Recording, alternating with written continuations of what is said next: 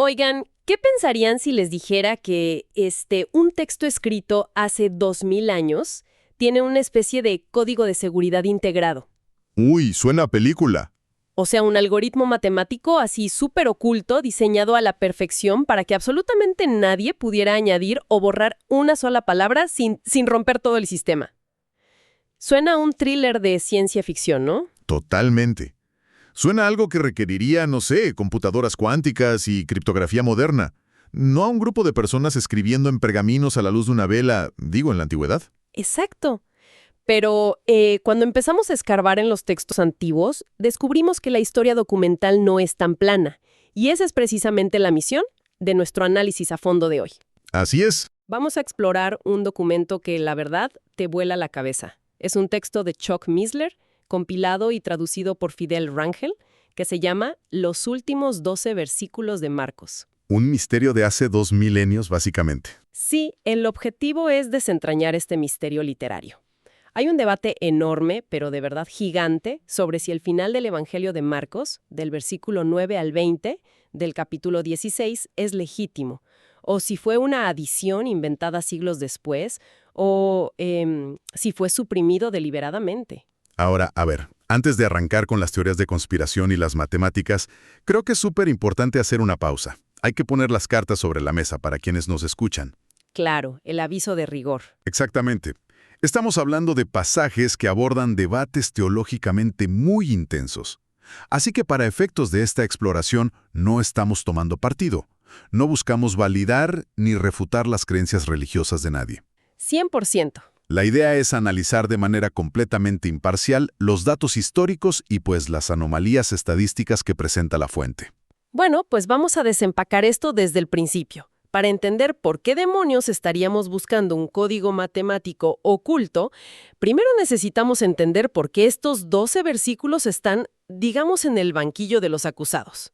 Es un duelo de manuscritos literal. Sí, hazte cuenta que es como tener dos cortes del director de una película legendaria. Imagínense ir al cine a ver el gran final y en una versión la pantalla simplemente se va a negros a la mitad de la escena. Te dejan sin resolución. Y la otra versión sí te da el desenlace. Los peleándose a muerte sobre cuál versión es la original. Uy, sí, está cañón. Digo, si retrocedemos en el tiempo, vemos que existen principalmente dos grandes familias de manuscritos antiguos. Por un lado están los textos alejandrinos, que datan de los siglos IV y V. Que son como los pesos pesados de la academia, ¿no? Exacto. El gran peso de estos manuscritos es su edad. Al ser los más antiguos que poseemos físicamente, gran parte del mundo académico los considera la máxima autoridad. Y el detalle que detona todo este drama es que esos famosísimos manuscritos alejandrinos no contienen los últimos 12 versículos. Nada. Cero. Llegan al versículo 8, donde las mujeres huyen del sepulcro asustadas y ¡pum!, se acaba. Un final súper abrupto y anticlimático. Pero la historia no se queda ahí, porque en el otro rincón tenemos el texto de Luciano de Antioquía. Ah, el de Siria. Sí, este es un texto griego compilado a finales del siglo III, y lo verdaderamente dramático de este texto es cómo sobrevivió. Por ahí del año 303, el emperador Diocleciano desató una de las peores persecuciones romanas. Que literal quería borrar el cristianismo del mapa. Su objetivo era ese: confiscaba y quemaba todos los textos sagrados que sus soldados pudieran encontrar. O sea, era una época donde tener uno de estos pergaminos escondido bajo el colchón era una sentencia de muerte segura. La gente los enterraba en cuevas. Precisamente. Y lo fascinante es que el texto de Luciano logró sobrevivir a esa purga monumental. Y no solo sobrevivió. Cuando el imperio cambió de postura con Constantino, este texto de Antioquía se difundió masivamente. Se volvió el estándar, ¿no? Se convirtió en el estándar absoluto de la Iglesia oriental. Avancemos unos siglos, y este mismo texto sirvió de base para el texto bizantino, que a su vez es la base del famosísimo Textus Receptus, o texto recibido, que compiló Erasmo de Rotterdam en 1525. A ver, y hay que dimensionar el impacto de esto para la audiencia. El Textus Receptus no es cualquier librito. Fue la base que usaron para crear la versión King James en inglés y muchísimas Biblias clásicas en español. Las más leídas, de hecho. Y aquí viene el contraste gigante.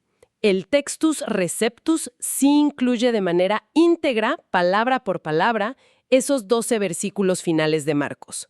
Durante siglos fue la versión campeona indiscutible. Pues sí, hasta que llegamos al siglo XIX.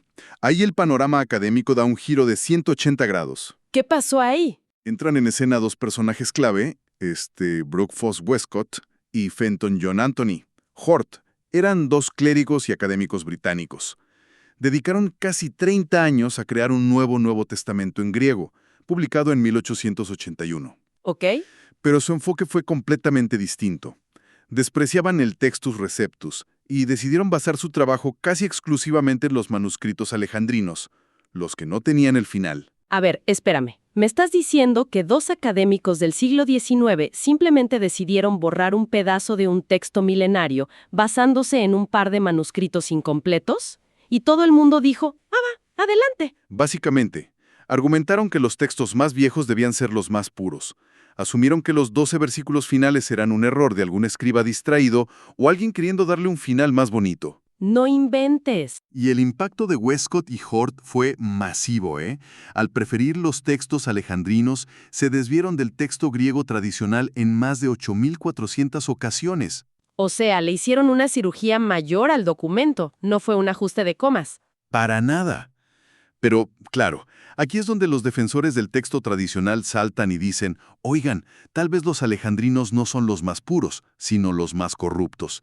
Y la acusación no es de un error de imprenta, es de censura deliberada. Y para entender esa acusación hay que ver el contexto geográfico. Alejandría, de donde vienen esos textos sin el final, era un centro intelectual enorme, pero también era la sede de poderosos grupos gnósticos.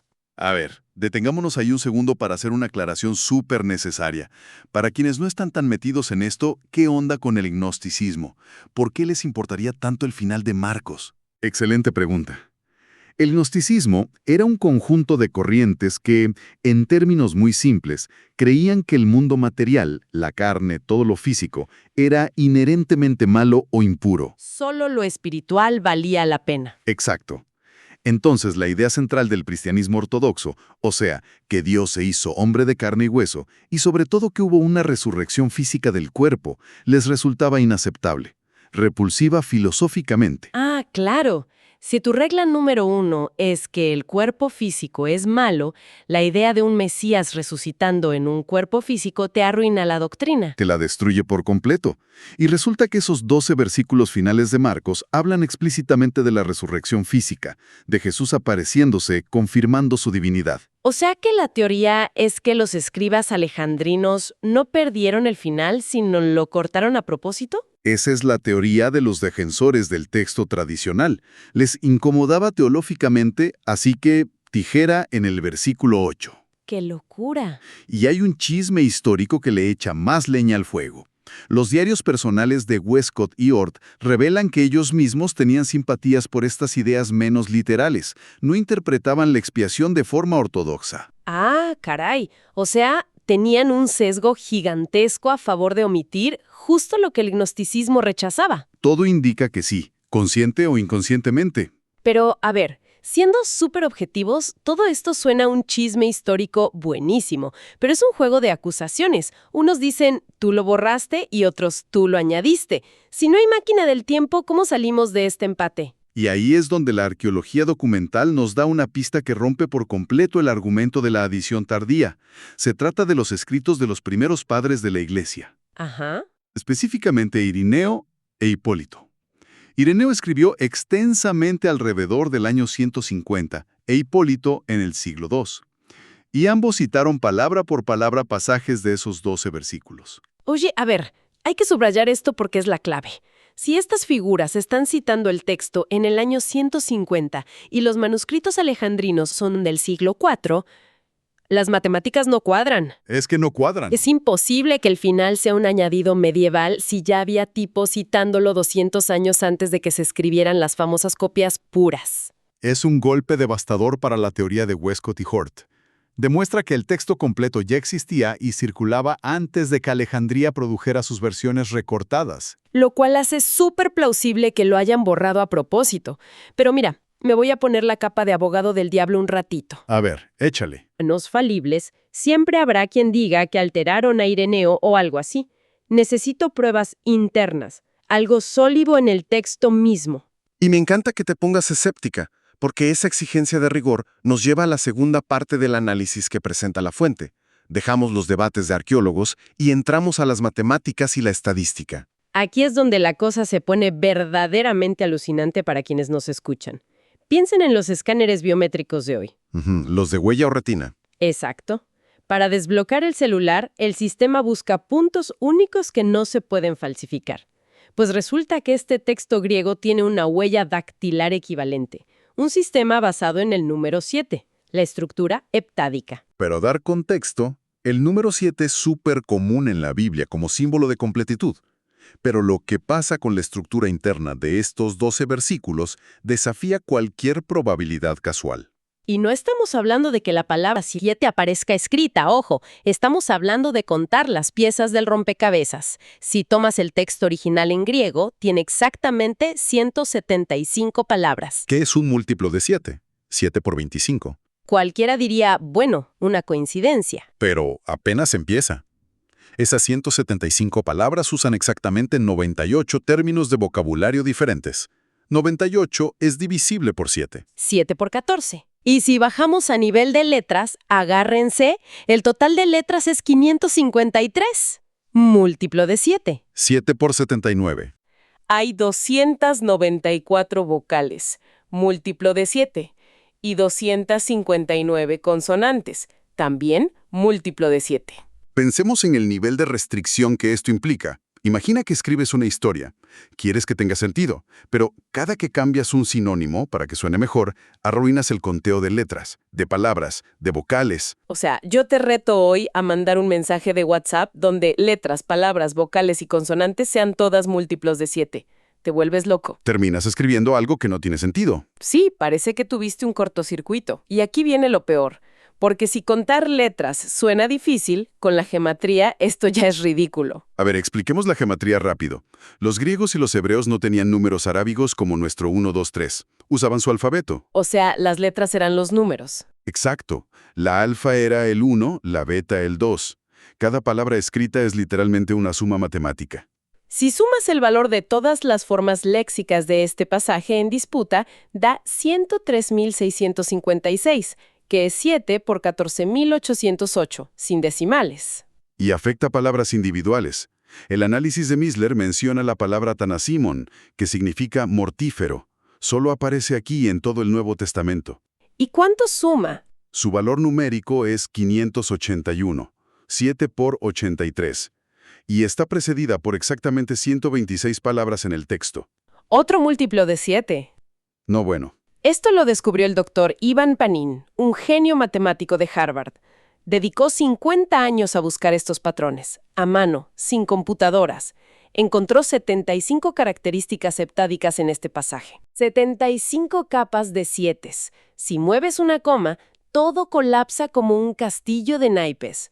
Según la estadística, para que un humano lograra solo 10 de estas características por azar, necesitaría 282 millones de intentos. Que si lo pones en tiempo, un falsificador trabajando 40 horas a la semana, a un intento cada 10 minutos, tardaría más de 23.500 años en atinarle. Pensar que un monje medieval inventó esto para pelear con los gnósticos requiere más fe ciega que cualquier otra cosa. Ni una supercomputadora moderna podría generar esto al azar rápido. Funciona igualito a los hashes de criptografía actual. Para validar que un archivo no esté hackeado. El diseño actúa como una firma de autenticación. Y esa es la gran conclusión.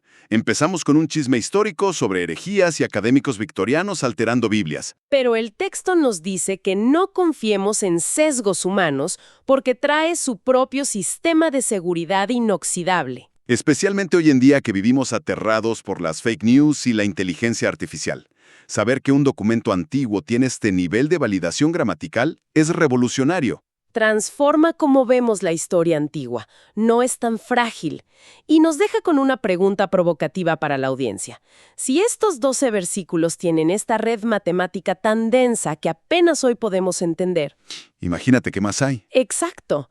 ¿Qué otros códigos invisibles estarán escondidos en los textos antiguos que tenemos acumulando polvo esperando a que alguien los descubra? ¿Se los dejamos de tarea?